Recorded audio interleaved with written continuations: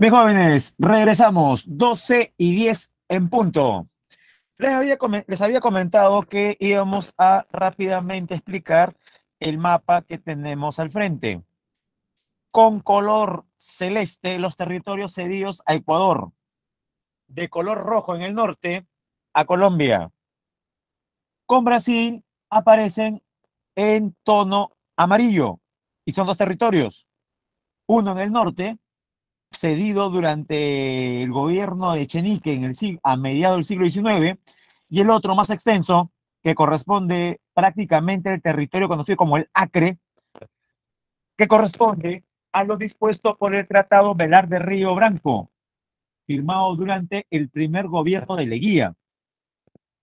Al costado de color verde, también correspondiente al primer gobierno de Leguía, territorios cedidos a Bolivia por el Tratado Polo Bustamante, y finalmente, en el sur, los territorios que obtuvo Chile a partir primero del Tratado de Ancón, que no se menciona, el Tratado de Lima y el acta de ejecución del Tratado de 1929.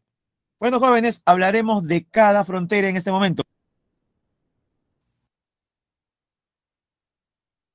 Ya, ahí va. Frontera Perú-Ecuador. Tratados firmados con este país. El Protocolo de Paz, Amistad y Límites de Río de Janeiro, que puso fin o resolvió la frontera entre ambos países en el año 1942, un año después de la guerra.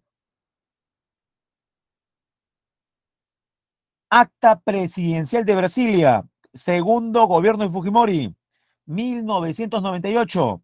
Y durante el segundo gobierno de García, no fue necesario llegar a instancias internacionales, es decir, denunciar a Ecuador ante la Corte de la Haya, como sí hicimos con Chile. Simplemente los gobiernos de García por el Perú y Correa por Ecuador acordaron firmar un tratado de límites marítimos en el 2011. O sea, hubo una negociación. Línea de frontera. La frontera con Ecuador comienza desde Boca de Capones a orillas del Océano Pacífico, Tumbes, hasta el Talhuec del río Huepí con el río Putumayo. Eso es en Loreto. Longitud de frontera es la segunda más extensa de las cinco, 1.529 kilómetros. Destacan los siguientes accidentes: los ríos Sarumí y Tumbes, y en Amazonas, la Cordillera del Cóndor. Frontera marítima, ya mencionamos, el paralelo de Boca de Capones. Frontera Perú-Colombia, determinada por el Tratado Salomón Lozano, firmado durante el oncenio de Leguía. Línea de frontera, donde nos habíamos quedado, desde el Talhuec del río Huepí con el río Putumayo hasta la boca del río Yavarí en el Amazonas. Longitud, un poco menos que la longitud con Ecuador, 1.506 kilómetros. Destacan los ríos Putumayo y Amazonas, principalmente el Putumayo. Frontera Perú-Brasil, tratados en el siglo XIX, Herrera da Ponte Ribeiro, gobierno de Chenique. Velar de Río Branco, primer gobierno de Leguía, el que duró 4 años. Línea de frontera, desde la boca del río Yavarí en el Amazonas hasta la boca del río Yaverija en el Acre. Longitud, la más extensa de todas, 2.822 kilómetros. Destacan los ríos Yavarí, Purus y Acre. Frontera Perú-Bolivia. Tratado Polo Bustamante de 1909. Primer gobierno de Leguía. Recuerde que el primer gobierno de Leguía solamente fue de 4 años y se dio entre 1908 y 1912. Lo del oncenio viene después. Línea de frontera, desde la boca del río Yaverija en el Acre hasta el último hito marcado con Chile, el hito número 80. Meseta de Ancomarca. Longitud, 1.047 kilómetros. Destacan como accidentes los ríos Hit, eso es por Madre de Dios, y por Puno, Suches y Desaguadero. Recuerda que el Suches es un afluente del Titicaca y el Desaguadero un efluente. Y por último, la frontera más pequeña, Perú-Chile, determinada. Todos recordamos el Tratado de Ancón, firmado para finalizar la guerra en 1883, que dispuso la cesión perpetua de Tarapacá y la cesión por 10 años de Tacna y Arica, luego de los cuales debía realizarse un plebiscito, es decir, una consulta popular, para que los habitantes determinen en ambas provincias a qué país deseaban pertenecer. Como usted sabe, nunca se desarrolló el plebiscito y tuvimos que esperar entonces 46 años para que este problema se resuelva con el Tratado de Lima, que se aparece en la pantalla, de 1929. Estamos hablando de finales del oncenio. Pero muchas cosas de este tratado no se cumplieron. Por eso hubo que esperar 70 años para recién, durante el segundo gobierno de Fujimori, en 1999, se firmase el acta de ejecución del tratado de 1929.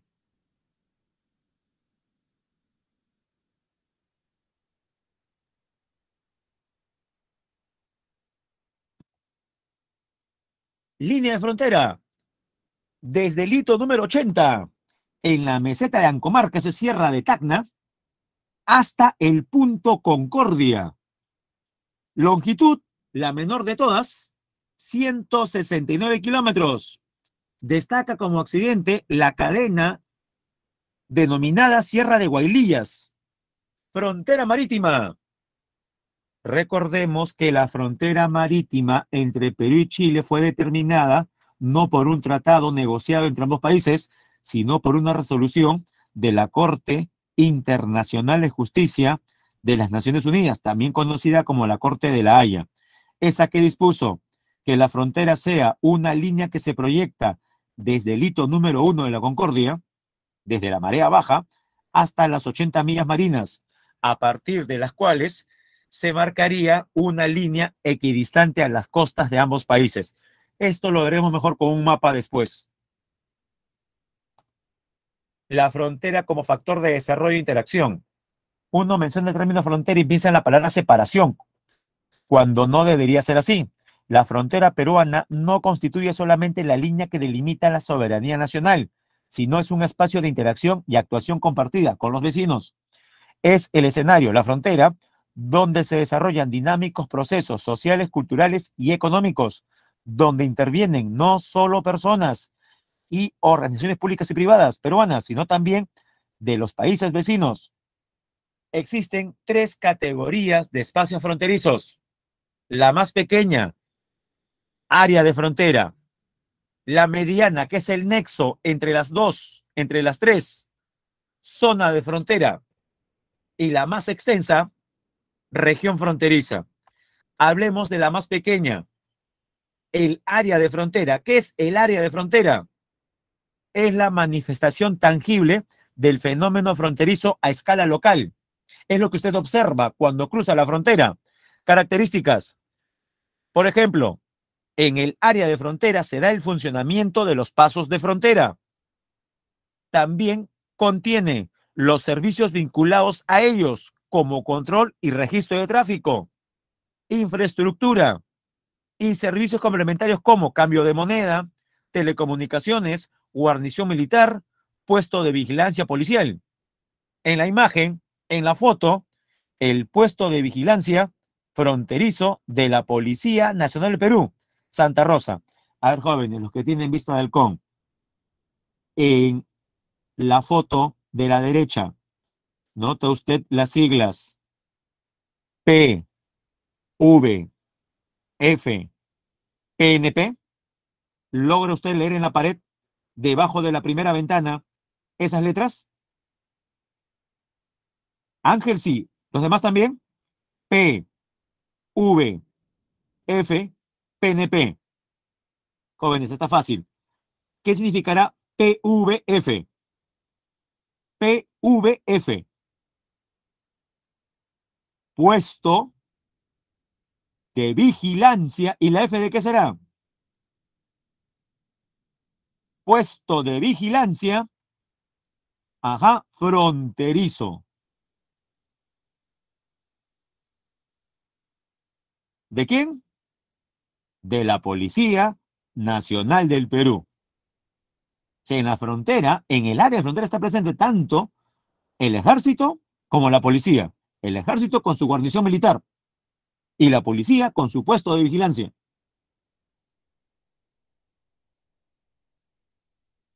Ahora bien, ¿cómo se llama este puesto de vigilancia? Se llama Santa Rosa. Está cerca de la frontera con Colombia y Brasil también.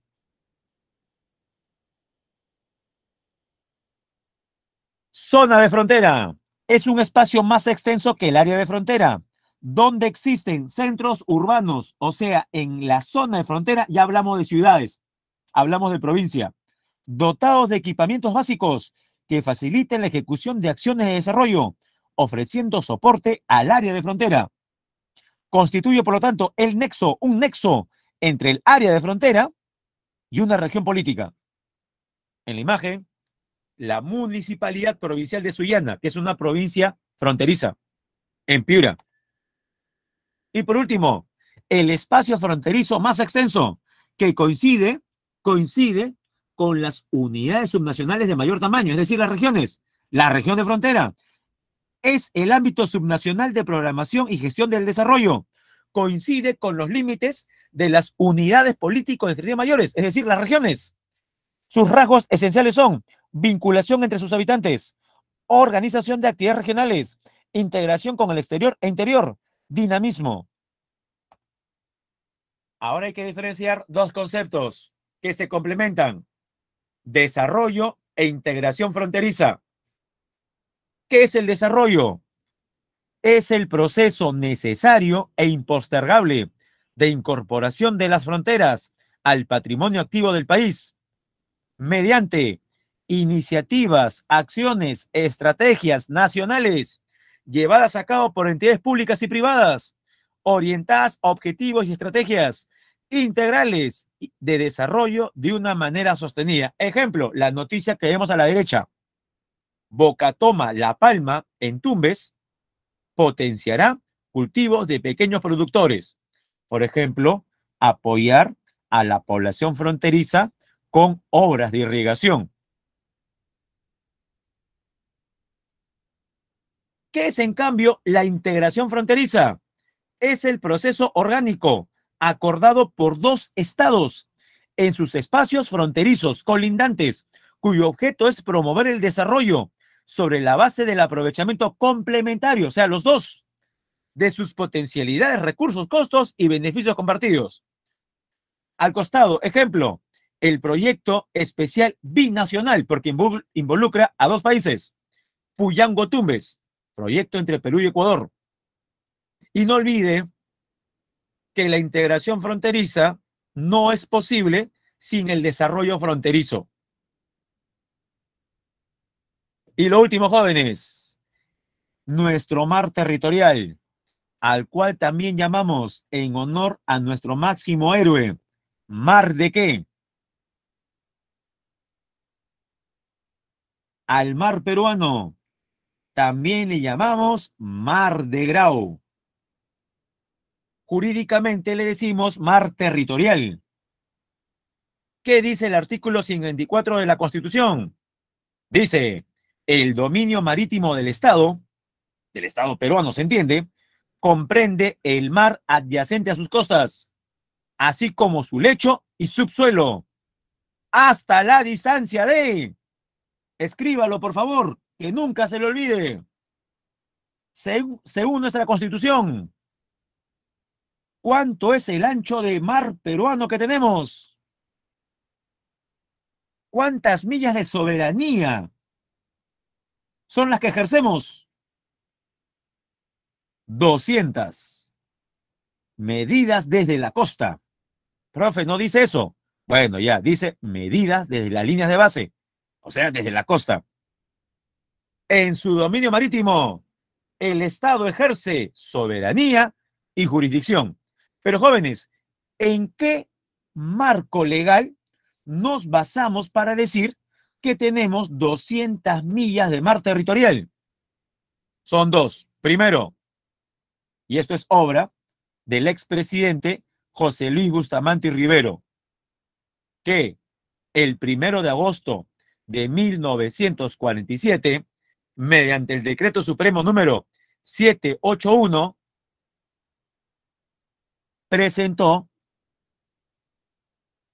los pilares, los principios por los cuales afirmamos que tenemos 200 millas de mar territorial, 200 millas de soberanía. Más conocido este conjunto de ideas como tesis de las 200 millas. Esta tesis de las 200 millas, que corresponde a la legislación peruana, fue ratificada y complementada 5 años después con un documento internacional suscrito por los gobiernos de 3 países, Perú, Chile y Ecuador. También proclamaron 200 millas, Chile y Ecuador. ¿Cómo se llama este documento? Declaración de Santiago. Pero jóvenes, siempre hay amenazas. Seguramente usted ha escuchado hablar de la Convención de las Naciones Unidas sobre el Derecho del Mar, más conocida por las siglas CONVEMAR, o si gusta, le decimos la Convención del Mar, como usted quiera. Nombre largo, Convención de las Naciones Unidas sobre el Derecho del Mar. Más corto, Convención del Mar. En siglas, CONVEMAR. Pregunto, ¿sabía usted de la existencia de la Convención del Mar? No me responda si es bueno, si es malo, si es adecuado, inadecuado, correcto, incorrecto, que el Perú se incorpore o no. Simplemente responda, ¿sabía usted de la existencia de la Convención del Mar? Los leo, jóvenes. Correcto, creo que la mayoría sí, ¿no? Ángel sí. Asumo que también la mayoría. La Convención del Mar. ¿De qué trata? A ver, datos sobre la Convención del Mar. Fue aprobada en 1982, o sea, hace 40 años, y entró en vigor en 1994. Ha sido firmada hasta la fecha por 168 países, o sea, la mayoría. Podríamos afirmar que prácticamente el 75% del mundo ya la firmó. Es un tratado multilateral, auspiciado por Naciones Unidas, que establece un exhaustivo régimen de ley y orden en los océanos y mares del mundo, emanando reglas que rigen todos los usos posibles de los océanos y sus recursos. En otras palabras, es algo así como una constitución de los mares, de peso internacional. Agrupa en un solo instrumento las reglas tradicionales para los usos de los océanos y al mismo tiempo introduce nuevos conceptos jurídicos y regímenes y aborda nuevos retos. Ya, hasta aquí. ¿Debería el Perú adherirse y cumplir la Convención del Mar? ¿Qué dice la mayoría?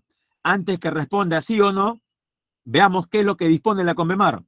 La CONVEMAR señala que todo Estado tiene derecho a establecer el ancho de su mar. Si lo dejamos ahí, es algo positivo para el Perú. Y más bien uno reclamaría, profesor, nos hemos quedado. La Convención del Mar, entonces, afianza nuestra tesis. Siga leyendo. A establecer el ancho de su mar territorial hasta un límite que no exceda de, escríbalo usted en números. Según la Convención del Mar, el ancho de un estado litoral como el Perú no debería pasar de ¿cuántas millas? Escríbalo, por favor. Vamos a esperar que al menos 3 personas también escriban, ¿ah?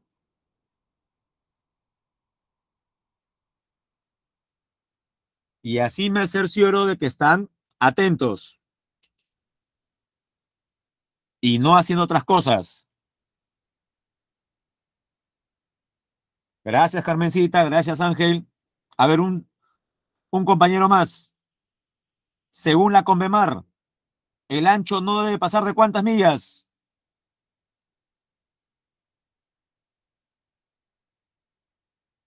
Gracias, Venturo. Ah, no, cuidado, cuidado, cuidado. Sí, yo sé de dónde sale el número, Venturo. Es la resta.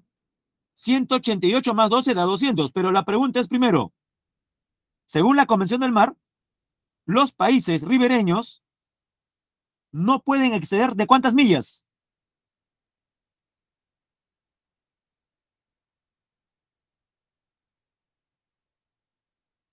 De 12 millas.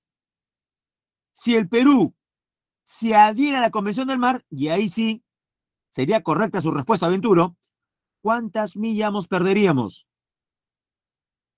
Si el Perú se adhiere a la Convención del Mar, ¿cuántas millas de mar territorial perderíamos? Bueno, la resta. Jóvenes, ¿cuánto le falta a 12 para hacer 200? ¿Cuánto le falta a 12 para hacer 200? 188. Profe, es bastante. Pero Naciones Unidas tiene algo especial para esas 188 millas. Sigue leyendo. La Convemar establece que cada país puede tener una zona económica exclusiva de 188 millas. Ahí está la resta. En la que tendría derecho a explorar, explotar, conservar y administrar los recursos naturales. Si lo dejamos ahí, lo mismo. Muchos dirían, profesor, entonces, ¿qué esperamos para firmar la Convención del Mar? Nos conviene, porque según la Convención del Mar, las 188 millas restantes van a seguir estando prácticamente bajo nuestro usufructo, porque podemos explorar, explotar, conservar y administrar. Entonces, hay que firmarlo. Ya, lea la última línea. ¿Qué más dice? Más no ejercer, o sea, pero no ejercer soberanía territorial. En otras palabras, el Perú puede aprovechar los recursos, pero, pero, esas 188 millas tienen soberanía territorial. El Perú ejercería soberanía territorial en esas 188 millas. Ya no. Conclusión. ¿Conviene o no firmar la Convención del Mar, jóvenes? No conviene.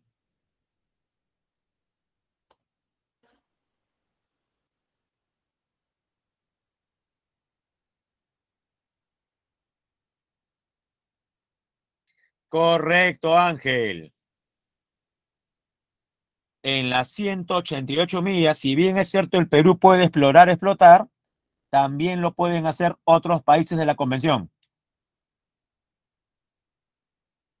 He ahí el detalle. Por eso es que se entiende por qué el Perú hasta ahora no se adhiere a la Convención del Mar y creo yo que no debería hacerlo. No sé si usted comparte mi opinión, pero sería como una traición a la patria adherirse a la Convención del Mar.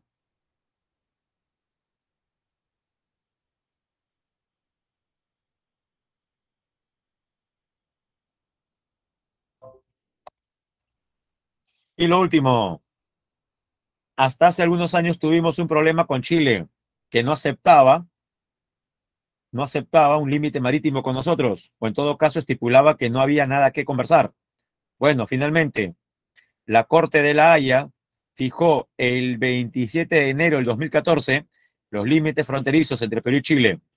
La resolución de la Corte es definitiva, vinculante e inapelable y de cumplimiento obligatorio de las partes, motivo por el cual se pone fin a la controversia sobre los límites marítimos. ¿Y qué dispuso la Corte de la Haya? Ya, para comenzar, ¿ve usted en el mapa una línea roja? Correcto, ya.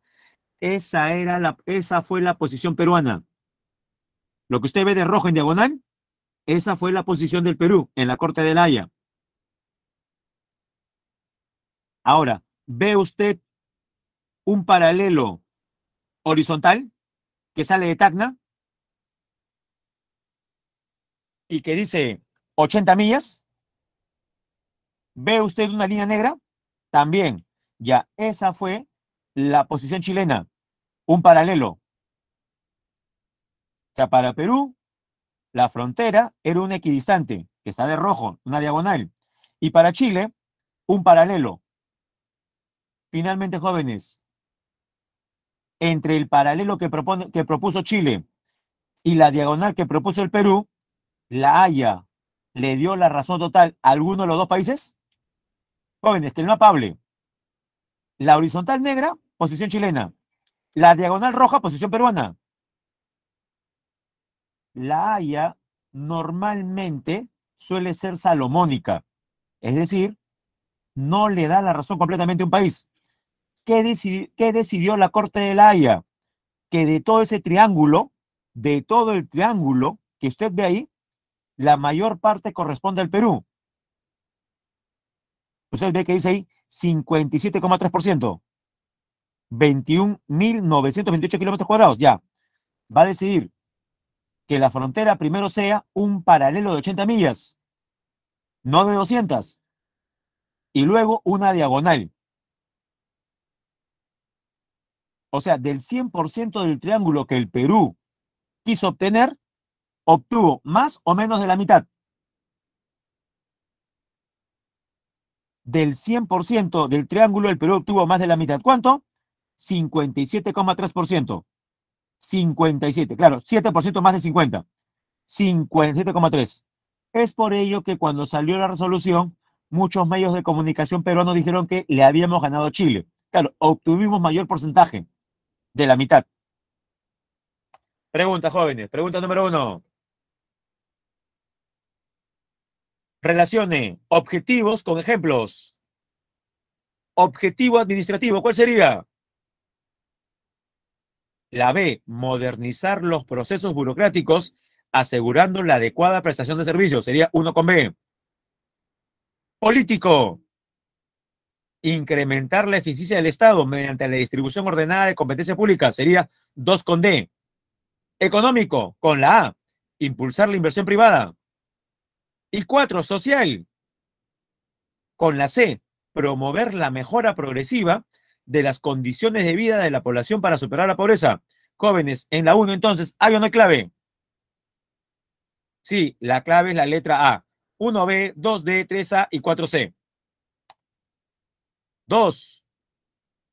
Como parte de la reforma y modernización del Estado, se crearon las actuales regiones en función a las características de estas entidades político-administrativas. Identifique los enunciados correctos. A ver, veamos la primera. Las regiones se establecen sobre la base de los departamentos y la provincia constitucional del Callao. Eso es verdadero. Las 25 regiones se establecen sobre la base de 24 departamentos y la provincia del Callao. 24 más 1, 25. La 1 es verdadero. 2. La provincia de Lima, capital de la República, integra, es parte de una región con régimen especial. Jóvenes, he hablado bastante sobre ese tema. A ver, responda. El segundo enunciado, ¿es verdadero o falso? Dice, la provincia de Lima, capital de la República del Perú, integra una región con régimen especial. ¿Verdadero o falso?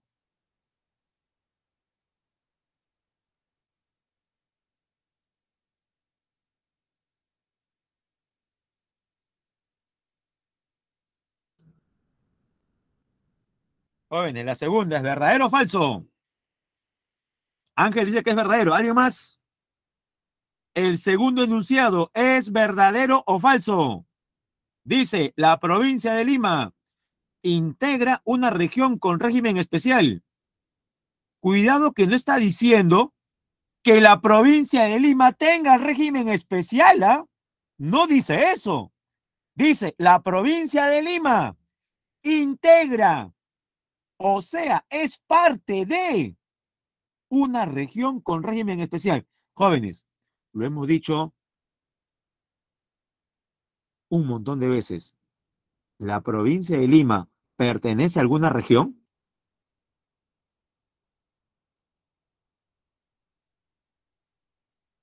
Ah, hay que tener cuidado entonces. Ya ven cómo, teniendo la información, por no leer bien, podemos tener puntos en negativo. La 2 es verdadero o falso. La 2 es falso. El segundo enunciado es falso, porque la provincia de Lima no pertenece a ninguna región, sea o no sea especial.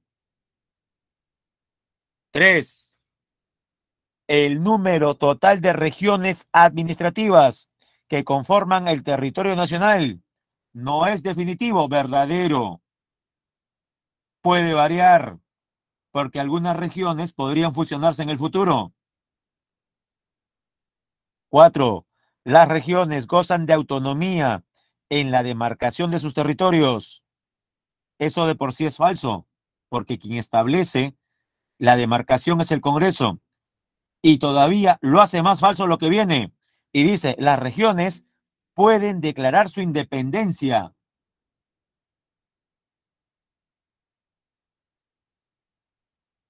Falso. Entonces, jóvenes, ¿hay o no hay clave? Sí, aquella que diga que las claves correctas son uno y 3. Si las claves correctas son uno y 3, ¿cuál es la letra que debemos marcar? La B, correcto, la B. Sigamos.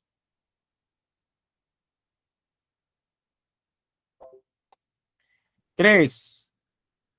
Las áreas de frontera son espacios importantes. Determina el valor de verdad. Contribuyen al crecimiento de la región al constituirse en unidades subnacionales.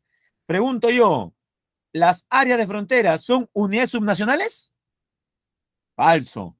Las unidades subnacionales son las regiones. 2. Facilitan la prestación de servicios, como el registro de mercancías y personas en tránsito internacional. Verdadero. Esa es una de sus funciones. 3. Albergan núcleos urbanos y articulan la zona de frontera con las regiones de frontera. Falso. Las áreas de frontera no albergan núcleos urbanos. La zona sí.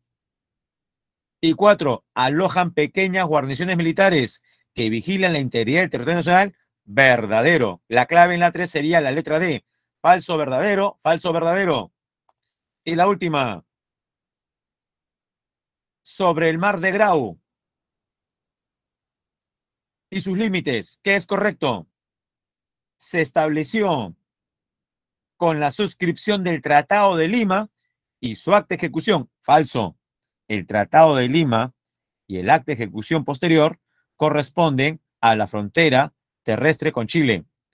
2. Los límites por el sur se resolvieron en la Corte de la Haya. Verdadero. 3. La demarcación del Mar de Grau fue finiquitada con la adhesión del Estado peruano a la Convención del Mar. Falso. El Perú no se ha adherido a la Convención del Mar, ni debería hacerlo. Y 4. Por el norte, los límites se establecieron a través de un proceso de negociación. Eso es verdad. Entre Perú y Ecuador hubo un proceso de negociación para fijar los límites marítimos. La última es verdadera o es correcta. Por tanto, ¿cuáles son correctas? 2 y 4. Jóvenes, ¿hay clave o no hay clave? Por supuesto, la clave es la letra C. Si no logró copiar las claves, ahí están. 1A, 2B, 3D y 4C.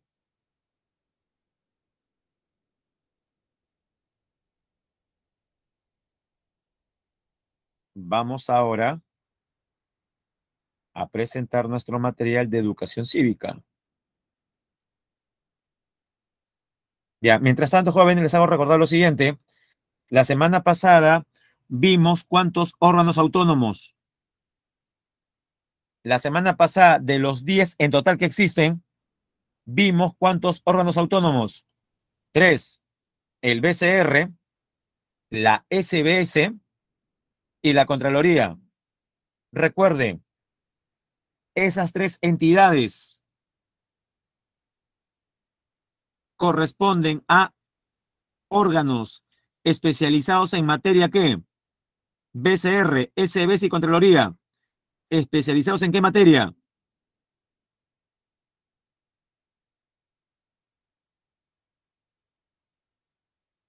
En materia económica, muy bien. Especializados en materia económica. Hoy veremos 4, los que usted puede ver en pantalla. Ah, ¿verdad? ¿Se está observando la diapositiva, jóvenes? Titulada Órganos Constitucionales Autónomos, Ministerio Público, Defensoría del Pueblo, Tribunal Constitucional y Junta Nacional de Justicia.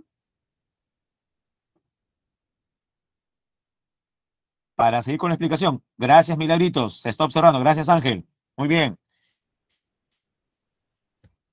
Estos 4 organismos están, en cambio, especializados ¿en qué materia?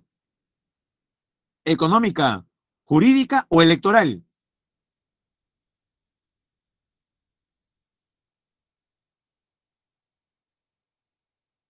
En materia jurídica. Excelente, jóvenes. Ahora sí, hablemos de cada uno. Ministerio Público. Organismo autónomo del Estado que se encuentra integrado al proceso de administración de justicia y a la defensa de los derechos legales y constitucionales de la sociedad. Cuando uno habla de proceso de administración de justicia, piensa solamente en el Poder Judicial. Pero jóvenes, nos olvidamos que también cumple una labor muy importante en la justicia,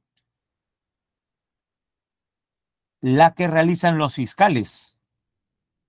Los fiscales son los que conforman el Ministerio Público. Es más, al Ministerio Público también se le conoce como Fiscalía de la Nación.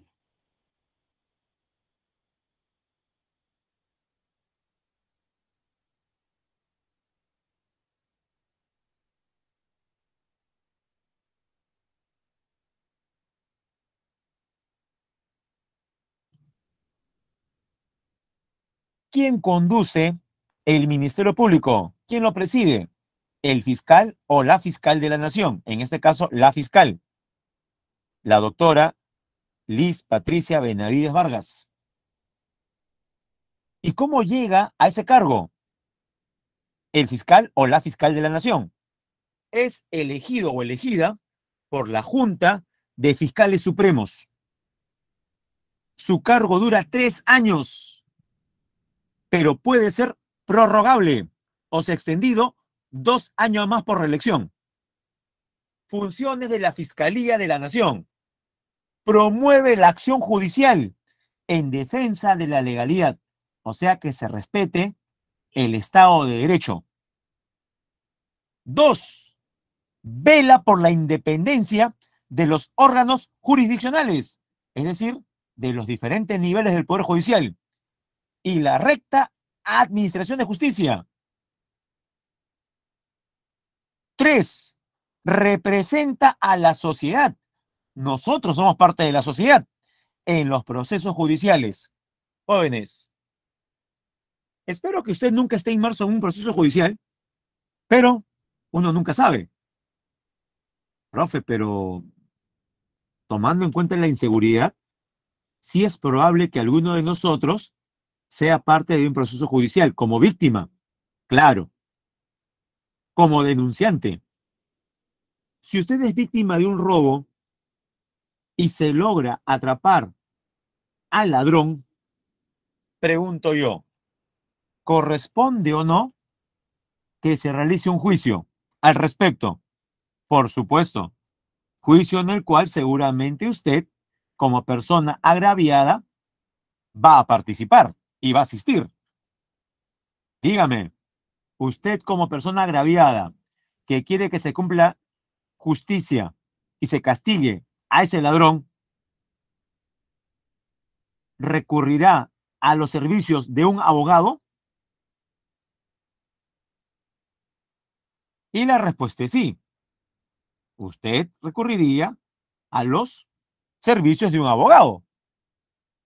El abogado tratará por todos los medios de convencer al juez para que le dé la máxima pena al ladrón. Pero dígame, ¿acaso en los juicios no está presente también el fiscal? Y dígame, ¿el fiscal suele estar a favor de la víctima o del delincuente? En un juicio, ¿usted con quién más cuenta a favor, aparte de su abogado que usted le está pagando? Usted como víctima cuenta también con el apoyo del fiscal. Y usted dirá, profesor, pero yo no he contratado al fiscal. ¿Por qué el fiscal está presente en los juicios? Si yo ya tengo mi abogado y suficiente con mi abogado para meter preso a ese delincuente. ¿Saben por qué está presente el fiscal?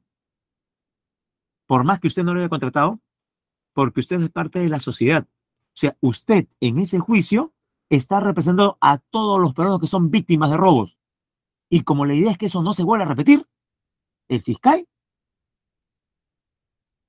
eh, también colabora para que el delincuente pase los años que tiene que estar en la cárcel.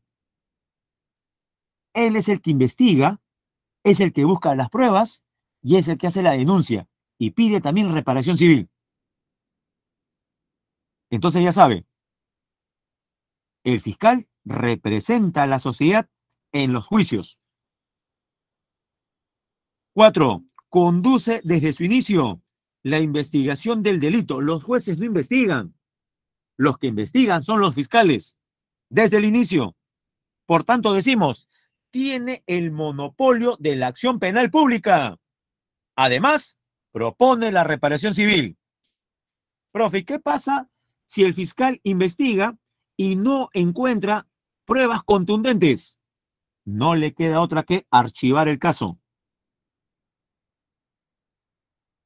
Y al revés, ¿qué pasa si el fiscal consigue testimonios, videos, audios, donde se demuestra fácticamente la culpabilidad de los delincuentes? Pregunto yo, ¿archivará o denunciará? Si usted fuera fiscal y tiene pruebas de peso, objetivas, fácticas, ¿qué hacen? ¿Archiva el caso o hace la denuncia? Lógico, profe, yo denuncio y así debería ser. Eso es el fiscal, denuncia. Pero pregunto yo, ¿lo que denuncia el fiscal, lo que pide el fiscal en años de cárcel, es lo que se tiene que cumplir? Si un fiscal pide 10 años de prisión para un delincuente, ¿obligatoriamente eso se va a dar? No, porque finalmente, ¿quién decide cuántos años se va a la cárcel? O peor todavía, también puede decidir la inocencia del acusado. Determinar la inocencia o culpabilidad corresponde al juez o al fiscal. Al juez. Esa es la gran diferencia entre la labor de un fiscal y un juez. Jóvenes, ¿se entendió? Yo sé que lo expliqué muy rápido, pero ¿se ha entendido lo más importante entre una labor y otra? Espero que sí. Muchas de las confusiones radican en que ambos, tanto fiscales como jueces, son personas versadas en qué carrera, egresadas de qué carrera, en derecho, ¿correcto?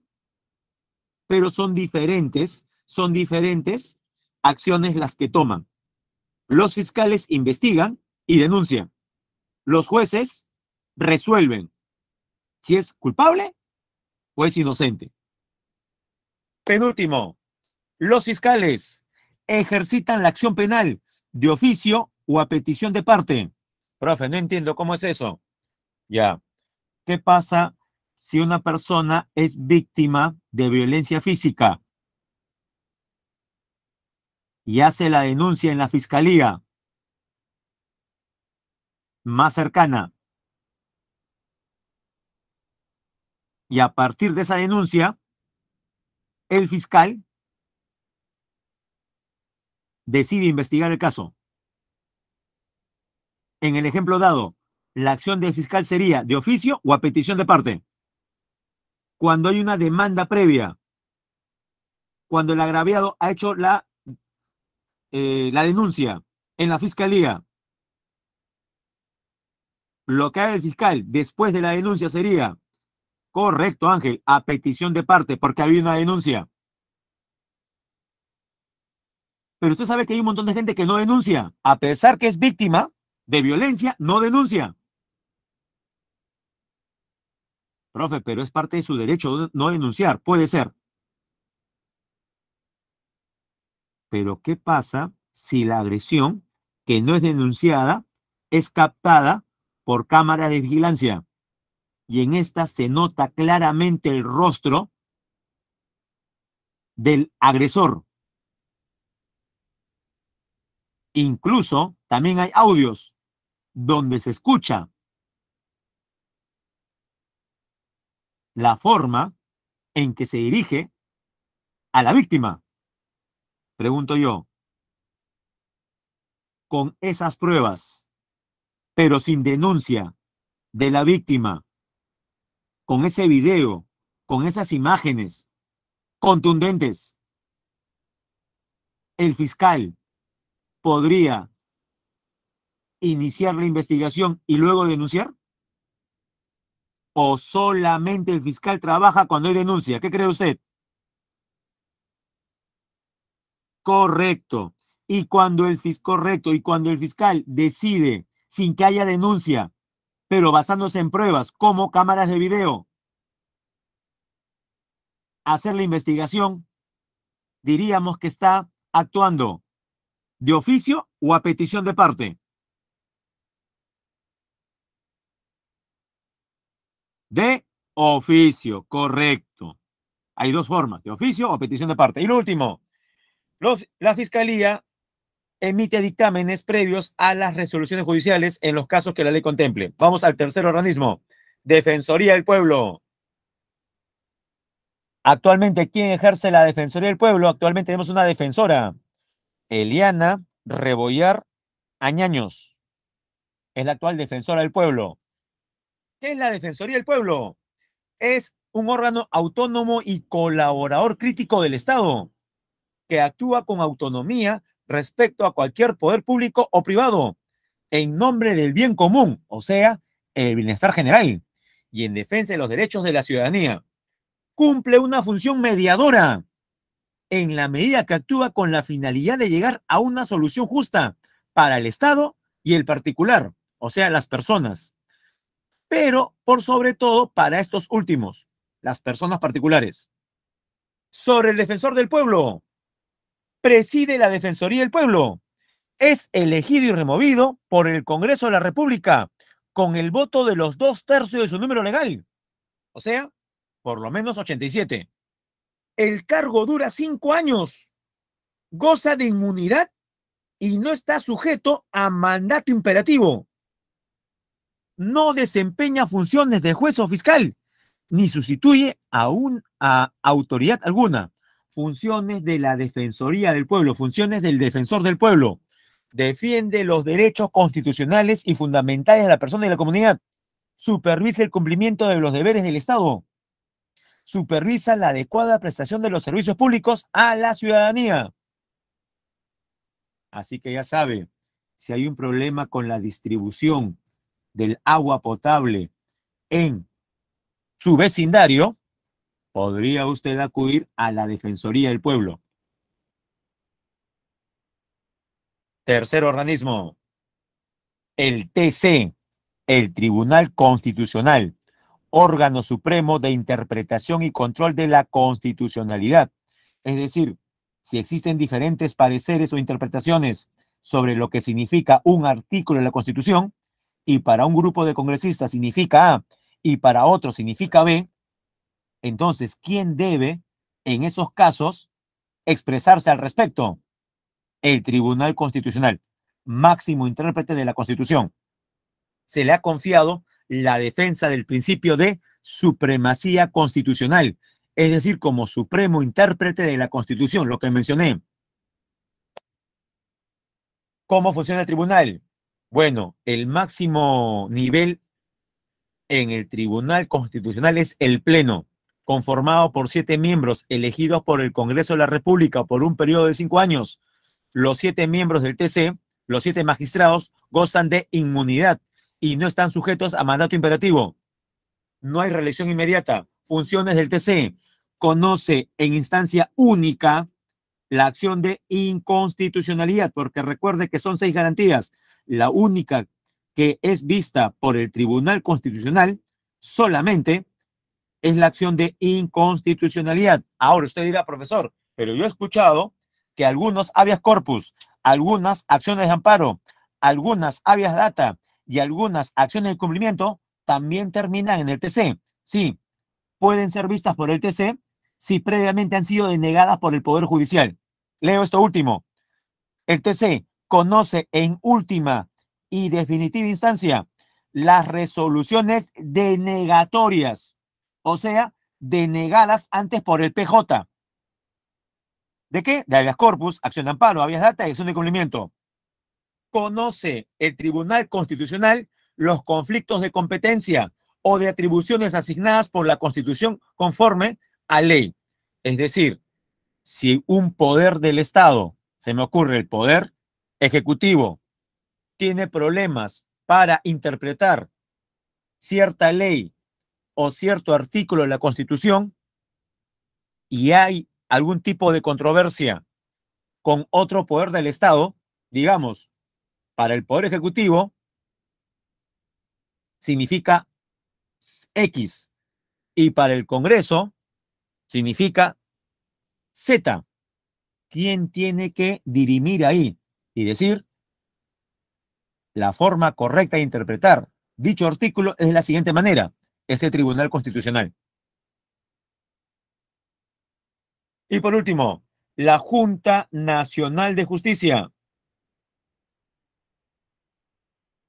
Ah, aquí nos menciona Ángel acerca de un concepto mucho más técnico, que es el control difuso. Bueno, recuerden lo siguiente. Vamos a poner un ejemplo. ¿Recuerdan que Vizcarra fue aplaudido por la mayor parte de la población peruana cuando disolvió el Congreso? ¿Recuerdan esa parte cuando Vizcarra disolvió el Congreso? Creo que la mayoría recuerda eso, ¿no? Perfecto. Ya. La pregunta es, ¿los congresistas disueltos aceptaron la disolución? No. Es más, hasta ahora siguen diciendo que fue golpe de Estado. Hasta ahora dicen que es golpe de Estado. Entonces, para los congresistas fue un golpe de Estado. Para Vizcarra, en esos tiempos presidente del Perú, fue de acuerdo a la Constitución.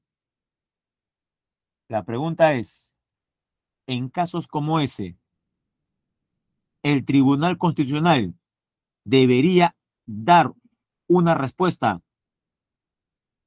al respecto? Sí.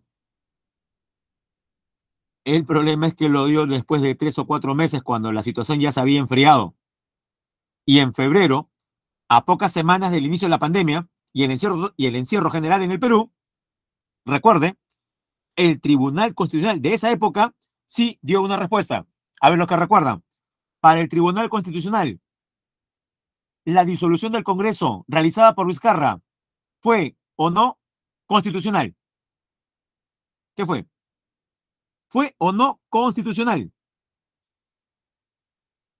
Para el TC, sí fue constitucional. Es decir, formalmente hablando, no fue golpe de Estado. Profe, pero para mí sí fue. Bueno, para usted. Pero en estos casos debemos aceptar lo que diga el Tribunal Constitucional. es el máximo ente. Y jóvenes, termino con la JNJ, órgano autónomo encargado de la selección y nombramiento de los jueces y fiscales, salvo cuando estos provengan de elección popular. Nos referimos a los jueces de paz.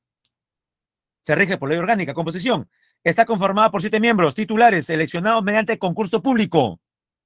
Está prohibida la reelección. Sus miembros, sus 7 miembros, gozan de los mismos beneficios y derechos y están sujetos a las mismas obligaciones que los jueces supremos. Funciones: nombrar a jueces y fiscales, ratificar a jueces y fiscales, aplicar sanción de destitución a jueces de la Corte Suprema y fiscales supremos, resolver en última y definitiva instancia las impugnaciones interpuestas en los procesos disciplinarios seguidos contra jueces y fiscales, extender a los jueces y fiscales el título que los acredita y también nombrar, ratificar y destituir a los jefes de la OMPE y el RENIEC. Y jóvenes, rápidamente, pregunta número 1, clave la letra D. Sobre el Ministerio Público, ¿qué es correcto? 3 y 4. 3, representa a la sociedad en los procesos judiciales. Y 4, el fiscal de la Nación tiene competencia para interponer la acción de inconstitucionalidad. 2. Tenemos un caso donde dice la desatención del Estado para dar tratamiento médico a las personas afectadas por la contaminación de metales pesados en diversas regiones del país ha motivado que organizaciones ambientales pidan apoyo a la Defensoría del Pueblo para que pueda interceder en la resolución del conflicto. De lo descrito, ¿es válido este pedido ante el órgano mencionado? Y la respuesta es sí. Sí, porque defiende los derechos constitucionales y fundamentales de la persona y la comunidad. Jóvenes, aquí ha habido un problema. Todos nos percatamos que la clave correcta es la segunda, ¿sí? ¿Estamos bien? La clave correcta es la segunda alternativa, que dice sí porque defiende los derechos constitucionales y fundamentales. Jóvenes, siguiendo el orden usual, ¿qué clave sería entonces? Si es la segunda, siendo la primera la A, ya, todos marcamos aquí la letra B, ¿ya? Haga esa corrección. La clave sería la B, la segunda alternativa. Sí porque defiende los derechos constitucionales y fundamentales. Número 3, verdadero o falso sobre el Tribunal Constitucional. Y la clave es la letra A. Falso, falso, verdadero, verdadero. ¿Cuáles son las únicas verdaderas? La 3. Interviene para restablecer el respeto a la Constitución y los derechos constitucionales en particular. Y 4. Resuelve y soluciona desacuerdos competenciales entre los poderes del Estado. 3. Marcamos la A. Y nos vamos con la pregunta 4. La Junta Nacional de Justicia es un organismo constitucional autónomo cuya elección de sus miembros titulares se realiza mediante un concurso público a cargo de una comisión especial. ¿Quién preside la comisión especial para el concurso público? El defensor del pueblo. Clave, la letra B. Jóvenes, si no copió, ahí están. 1D, 2B, 3A y 4B. Muchas gracias por su atención y sobre todo participación. Vamos a dejar de compartir